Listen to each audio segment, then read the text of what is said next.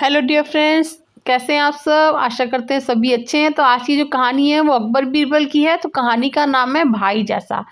तो कहानी शुरू करते हैं। बादशाह अकबर तब बहुत छोटे थे जब उनकी माता जी का देहांत हो गया था। चूंकि वह बहुत छोटे थे इसलिए उन्होंने माँ के दूध की दरकार थी। महल में तब एक दासी रहती थी जिसका शिशु भी दुधमुहा था। वह नन्हे अकबर को दूध पिलाने को राजी हो गई। दासी का वह पुत्र और अकबर दोनों साथ साथ दासी का दूध पीने लगे। दासी के पुत्र का नाम हुसिफ था। चूंकि हुसिफ और अकबर ने एक ही स्त्री का दुग्ध पान किया था इसलिए वे दूध भाई हो गए थे। अकबर को भी लगाव था अपने भाई हुसुफ से। समय बीतता रहा। अकबर बादशाह बन गए और देश के सर्वाधिक शक्तिशाली सम्राट बने। लेकिन हुसिफ एक मामूली दरबारी तक न बन पाया। उसकी मित्रता जुआरियों के साथ थी और कुछ ऐसे लोग भी उसके साथी थे जो पैसा फिजूल खर्ची में बहाया करते थे। एक समय ऐसा आया जब हुसिफ के पास 2 समय के भोजन के लिए भी पैसा पास में नहीं था। लोगों ने तब उसे बादशाह अकबर के पास जाने को कहा। हुसिफ ने बादशाह अकबर के पास जाने की तैयारी शुरू कर दी।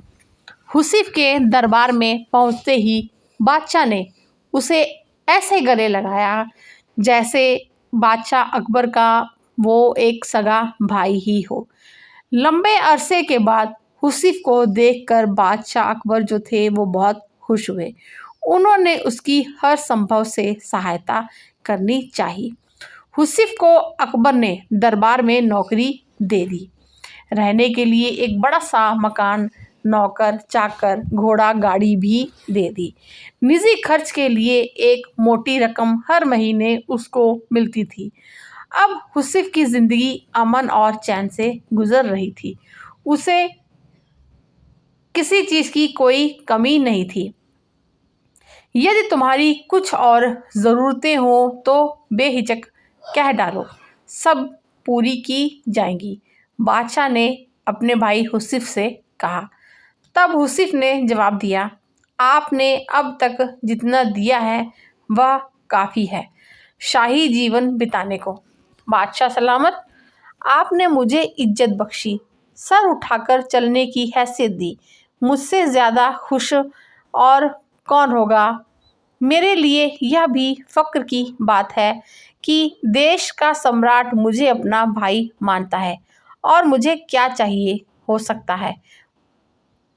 मुझे कहते हुए उसने सिर खुजाया। होठों पर एहसान भरी मुस्कान थी लेकिन लगता था उसे कुछ और भी चाहिए था। वह बोला, मैं महसूस करता हूँ कि बीरबल जैसे बुद्धिमान व योग्य व्यक्ति के साथ रहूँ। मेरी ख्वाहिश है कि जैसे बीरबल आपका सलाहकार है वैसे भी मुझे भी कोई सलाह देने वाला हो। बादशाह अकबर ने हुसिफ की ये इच्छा भी पूरी करने का फैसला कर लिया। उन्होंने बीरबल को बुलाकर कहा, हुसिफ मेरे भाई जैसा है। मैंने उसे जीवन के सभी ऐशो आराम उपलब्ध करा दिए हैं लेकिन अब वह तुम्हारे जैसा योग्य सलाहकार चाहता है। तुम अपने जैसा बल्कि यह समझो अपने भाई जैसा कोई व्यक्ति लेकर आओ जो हुसिफ का मन बहला सके। वह बातूनी न हो पर जो भी बोले नपा तुला बोले, उसकी बात का कोई मतलब होना चाहिए। समझ गए ना कि मैं क्या चाहता हूँ, अकबर ने बीरबल से कहा। पहले तो बीरबल समझ ही ना पाए कि बादशाह ऐसा क्यों चाहते हैं। उसे हुसिफ में ऐसी कोई खूबी दिखाई नहीं दे रही थी। वो बोले, जी हुजूर। बीरबल कहते हैं, आप चाहते हैं कि मैं ऐसा आदमी खोज कर लाऊं जो मेरे भाई जैसा हो। ठीक समझे, बादशाह अकबर ने बीरबल से कहा। अब बीरबल सोचने लगा कि ऐसा कौन हो सकता है जो उसके भाई जैसा हो। हुसिफ भाग्यशाली है जो बादशाह उसे अपना भाई मानते हैं और उसे सारे ऐशो आराम उपलब्ध करा दिए। लेकिन बीरबल को हुसैफ की यह मांग जची नहीं कि उसके पास भी बीरबल जैसा एक सलाहकार होना चाहिए। बादशाह बेहद सम्मान करते थे बीरबल का और बीरबल भी बादशाह पर जान छिड़कते थे, लेकिन हुसैफ तो इस लायक कतई नहीं था। अब बीरबल सोच ही रहे थे कि समस्या को कैसे हल किया जाए। तभी पास की पशुशाला से सांड के रंभाने की आवाज़ आई। बीरबल तुरंत खड़े हो गए। आखिरकार उसे अपने भाई जैसा कोई मिल ही गया था। अगले दिन उस सांड के साथ बीरबल महल में जाकर अकबर के सामने खड़े हो गए। तुम अपने साथ इस सांड को लेकर क्यों आए हो बीरबल? अकबर ने बीरबल से ये सवाल किया। ये मेरा भाई है बादशाह सलामत, बीरबल बोलते हैं।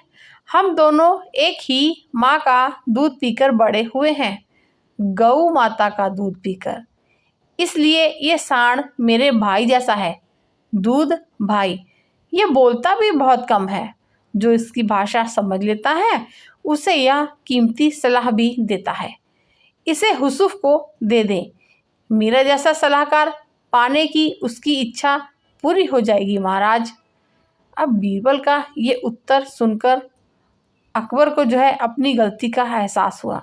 तब उन्हें लगा कि जैसे उन जैसा कोई दूसरा नहीं है, वैसे ही बीरबल भी एक ही है। तो फ्रेंड्स, ये थी हमारी आज की कहानी। हमारी आज की कहानी आपको कैसी लगी कमेंट में बताइएगा। मिलते एक नई कहानी में। कहानी सुनने के लिए बहुत बहुत शुक्रिया।